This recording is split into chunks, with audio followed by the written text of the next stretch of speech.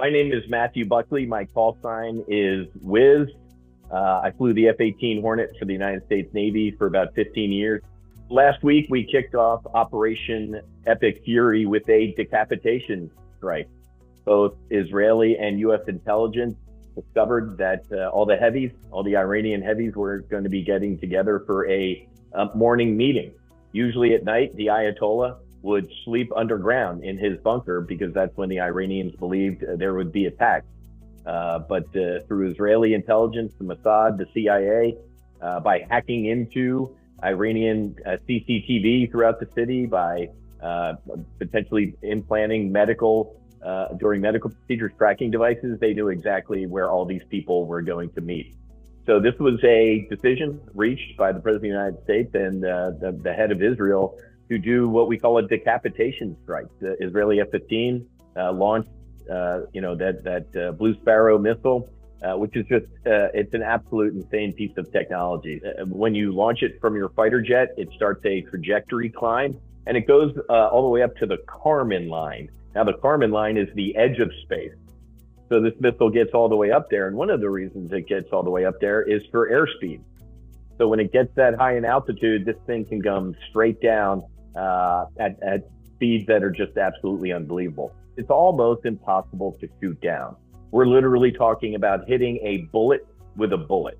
And it's just almost impossible to defend against. So they were blind, they were deaf, they didn't know any of this stuff was going on. Apparently the Israelis, even on social media or through other channels, showed pictures of their defense secretary and other generals and stuff heading home, for the weekend for Shabbat, and kind of a deception campaign. So the Iranians were caught completely off guard, and this really was a decapitation strike. These guys don't even know they're dead right now. The accuracy of these missiles is within a couple square feet. This isn't Iraq or Afghanistan where, we could reasonably try and put a bomb through a window or through a smokestack. The GPS technology, even on our phone, is incredibly more advanced than it was 5, 10, 15 years ago. So the accuracy of this weapon is pinpoint. It literally is within a couple of feet. So hopefully by, starting Epic Fury like this, it completely degraded the enemy's, first of all, their morale. When you lose your great leader, it kind of knocks your morale down a little bit. And it also gives the next guy up or the next guy after that up something to think about. They're always going to be looking over their shoulder. Hey man, am I next? So I don't want to be too cavalier about this, like celebrating this, but if this has to happen, this is a great way to start it. So hopefully it ends quickly so there's no more Iranian deaths.